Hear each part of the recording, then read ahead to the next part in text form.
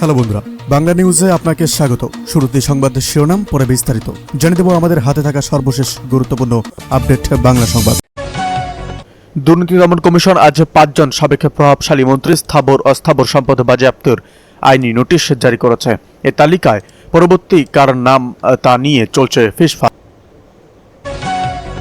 প্রধান বিচারপতি বাসভবনে হামলার চার্জশিট আসামির তালিকায় কারা? গত জুলাইয়ে সহিংসতার ঘটনায় দায়ের করা মামলা চার্জশিট চূড়ান্ত করেছে পুলিশ। এতে এমন কিছু রাজনৈতিক নেতার নাম আছে যা বড় ধরনের বিতর্কের জন্ম দিতে পারে। দ্রব্যমূল্যের সাথে সামঞ্জস্য রেখে সরকারি চাকুরেদের জন্য নতুন বেতন কাঠামো প্রস্তাব আজ অর্থমন্ত্রীর টেবিলে পৌঁছেছে। সাধারণ মানুষের করের টাকায় এই বোঝা কতটা বাড়বে তা নিয়ে বিতর্ক শুরু হয়েছে। জ্বালানি সাশ্রয় নীতির অংশ হিসাবে এখন থেকে দেশের সব দোকানপাট ও শপিং মল রাত ৮টার পরিবর্তে সন্ধ্যা ৬টার মধ্যে বন্ধ করতে হবে। এই সিদ্ধান্তের ফলে ব্যবসায়ীদের যে ক্ষতির আশঙ্কা করা হচ্ছে তা কাটাতে সরকারের বিকল্প পরিকল্পনা কি? পদ্মা সেতুতে টোল জালিয়াতি রোধে সেন্সর প্রযুক্তির ব্যবহার। টোল প্লাজায় হাতে হাতে টাকা নেওয়ার বদলে শতভাগ অটোমেটেড সিস্টেম চালুর সিদ্ধান্ত নিয়েছে সেতু কর্তৃপক্ষ। এতে কি যাতায়াতের সময় কমবে নাকি বাড়বে জট? আগামী স্থানীয় নির্বাচনগুলোকে আরও অংশগ্রহণমূলক করতে নির্বাচন কমিশন আজ নতুন কিছু প্রস্তাবনা পেশ করেছে। রাজনৈতিক দলগুলোর জন্য সেখানে বিশেষ কি শর্ত রাখা হয়েছে তা নিয়ে জল্পনা চলছে। ইরান সংকট ও বিশ্ববাজারে অস্থিতিশীলতায় বাংলাদেশে জ্বালানি আমদানিতে বড় ধরনের পরিবর্তনের আভাস দিয়েছে সরকার। সাধারণ মানুষের ওপর এর প্রভাব কমাতে কি ব্যবস্থা নেওয়া হচ্ছে তা ভাবনার বিষয়। এদিকে ২০২৪ সালের আগস্ট থেকে ৪৮১ এবং ভুয়া মুক্তিযোদ্ধার স্বীকৃতি বাতিল বলেন সংসদে মুক্তিযুদ্ধ মন্ত্রী। ২০২৪ সালে আগস্ট থেকে এ পর্যন্ত জাতীয় মুক্তিযোদ্ধা কাউন্সিলে জমা পড়া ৮৪২টি অভিযোগ যাচাই বাছাই শেষে লাল মুক্তিযোদ্ধা ও ভারতীয় তালিকা থেকে ৪৮১ জনের গ্যাজেট বাতিল করা হয়েছে বলে জানিয়েছেন মুক্তিযুদ্ধ বিষয়ক মন্ত্রী আহমেদ আজম খান।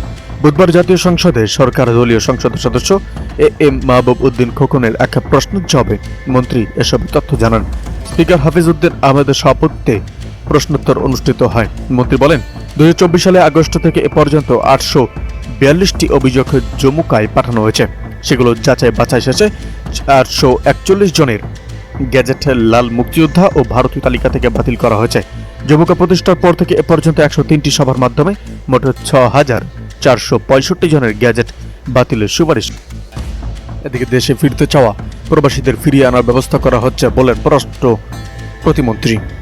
যুক্তরাষ্ট্র ইরানের মধ্যে চলমান সংঘাতে নিরাপত্তা ঝুঁকিতে থাকা প্রবাসী বাংলাদেশের মধ্যে যারা দেশে ফিরতে চায় তাদেরকে দেশে ফিরিয়ে আনার ব্যবস্থা করা হচ্ছে বলে জানিয়েছেন পররাষ্ট্র প্রতিমন্ত্রী সামা ওবায়দ ইসলাম। তিনি বলেন, যারা প্রবাসী নিরাপত্তার অভাবে দেশে ফিরতে চায় তাদেরকে যেন নিরাপদে দেশে ফিরিয়ে আনা যায় সে ব্যবস্থাও আমরা করছি।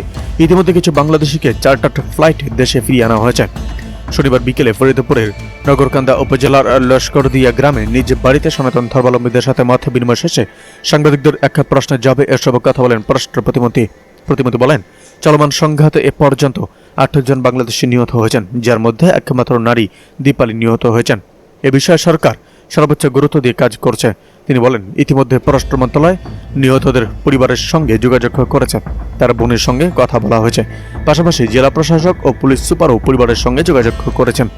সামা ওবায়দ ইসলাম বলেন, আমাদের রেমিট্যান্সের যোদ্ধারা যারা চাকরি হারিয়ে দেশে ফিরে বেকার অবস্থায় রয়েছেন তাদের কর্মসংস্থানের ব্যবস্থা করতে সরকার তৎপর রয়েছে। এদিকে জুলাই শহীদের পরিবার ও আহত যোদ্ধাদের অরাজনৈতিক থাকার আহ্বান সার্জিসের। জুলাই গণঅভ্যুত্থানে শহীদের পরিবার ও আহত যোদ্ধারা যেন কোনো রাজনৈতিক দলের ব্যানারে নিজেদের সীমাবদ্ধ না রাখেন সেই আহ্বান জানিয়েছেন জাতীয় নাগরিক পার্টি এনসিপি উত্তরাঞ্চলের মুখ্য সংগঠক সার্জিস আলম। রোববার দুপুরে রাজধানীর একটি মিলনায়তনে জুলাই শহীদ পরিবার ও আহত যোদ্ধাদের সঙ্গে আয়োজিত এক মত বিনিময় সভায় তিনি একথা বলেন।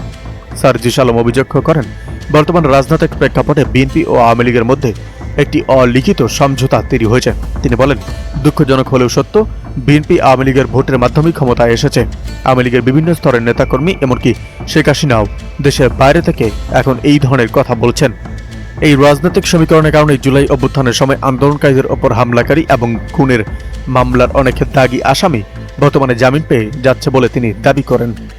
এদিকে কুষ্টিয়ায় পীরকে হত্যার ঘটনাস্থল ঘুরে বিএনপি বলল হামলা পূর্ব পরিকল্পিত।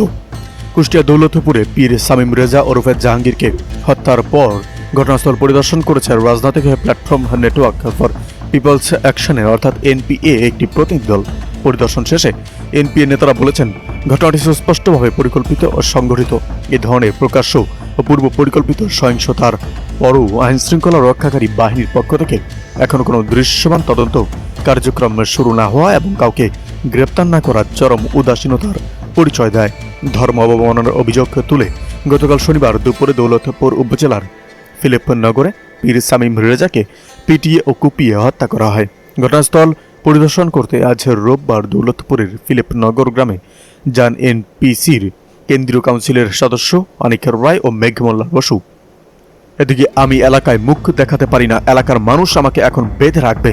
কুমিল্লা সিলেট মহাসড়কে ঘন ঘন দুর্ঘটনায় প্রাণহানির ঘটনায় উদ্বেগ জানিয়ে সড়কটি দ্রুত প্রশস্ত করার দাবি জানিয়েছেন এনসিপির সংসদ সদস্য হাসনাত আব্দুল্লাহ। তিনি বলেন, আমি এলাকায় মুখ দেখাতে পারি না, এলাকার মানুষ আমাকে এখনো বেঁধে রাখবে। বুধবার জাতীয় সংসদে মগরিবের নামাজের বিরতির পর এই সংসদ সদস্য সংসদে ফ্লোর নিয়ে বক্তব্যে একথা বলেন তিনি বলেন, আমি ভিক্ষা চাই এই সংসদের কাছে, এই রাস্তাটি প্রশস্ত করা ব্যবস্থা করুন যে 10 লক্ষ মানুষের প্রাণ বাঁচাবে। জাতীয় সংসদে দেওয়া বক্তব্যে হাসনাত আব্দুল্লাহ জানান, তিনি কথা বলার কিছুক্ষণ আগেই ওই সড়কে 3 জন নিহত হয়েছেন। চলতি মাসেই এই মহাসড়কে 23 জনের মৃত্যু হয়েছে বলে উল্লেখ করেন তিনি বলেন, কুমিল্লা সিলেট মহাসড়কের প্রস্থ মাত্র 18 ফুট, যা 2 বিভাগীয় সড়ককে যুক্ত করা সড়কের জন্য অস্বাভাবিকভাবে সংকীর্ণ। চট্টগ্রাম থেকে সিলেট যাতায়াতের জন্য এটি প্রধান সড়ক এবং প্রতিদিন প্রায় 10 লাখ মানুষ এটি ব্যবহার করেন। সড়কটি 6 লেনে উন্নীত হওয়ার কথা থাকলেও দীর্ঘদিন ধরে কাজে এগোয়নি বলে অভিযোগ করেন তিনি। সংশ্লিষ্ট দপ্তরের সঙ্গে কথা বললে প্রশাসনিক জটিলতার কথা জানানো হয় বলেও উল্লেখ করেন এই সংসদ সদস্য।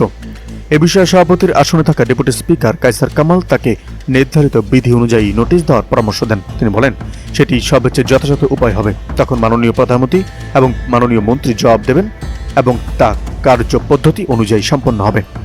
এদিকে গণতন্ত্র একটি আস্থার জায়গা, আইন হাতে তুলে নেবেন না বলেন চিফ হুইপ। জাতীয় সংসদের চিফ হুইপ মোহাম্মদ নুরুল ইসলাম বলেছেন, গণতন্ত্র হলো একটি আস্থার জায়গা। আমরা বিরোধী দলকে বিশ্বাস করব আর বিরোধী দলও আমাদের বিশ্বাস করবে। রোববার নবনির্বাচিত সংসদ সদস্য মোহাম্মদ রেজাউল করিম বাদশাহ ও মোহাম্মদ হক রুবেলের শপথ গ্রহণ অনুষ্ঠান শেষে জাতীয় সংসদ ভবনে সাংবাদিকদের ব্রিফিংকালে চিফ হুইপ এসব কথা বলেন। চিফ হুইপ বলেন, শপথ গ্রহণ অনুষ্ঠান শেষে তার প্রধানমন্ত্রী তারেক রহমান উপস্থিত সবার উদ্দেশ্যে বলেন, কোথাও কোনো সমস্যার উদ্ভব হলে আপনারা প্রশাসনের দ্বারস্থ হবেন অথবা প্রয়োজনে আমাকে জানাবেন, কিন্তু কেউ কখনো আইন হাতে তুলে নেবেন না। আমার মানুষের কল্যাণের জন্য নির্বাচিত হয়েছি, কাজেই মানুষের কল্যাণ নিশ্চিত করাটা আমাদের দায়িত্ব। গণতন্ত্র প্রতিষ্ঠার জন্য যে দায়িত্ব পালন করা দরকার, আপনারা সেই দায়িত্ব পালন করবেন সংসদে এবং সংসদের বাইরে। আমরা সত্যিকার অর্থেই একটি কল্যাণমুখী ও মানবিক রাষ্ট্র গড়তে চাই। এরকম রাষ্ট্র গড়ার ক্ষেত্রে আপনারা আমার টুলস এবং হ্যান্ডস। এদিকে সংসদ কক্ষে মোবাইলে কথা না বলা ও ছবি না তোলার আহ্বান চিফ হুইপের। জাতীয় সংসদের অধিবেশন চলাকালে সংসদ কক্ষে মোবাইল ফোনে কথা না বলা এবং ছবি না তোলার জন্য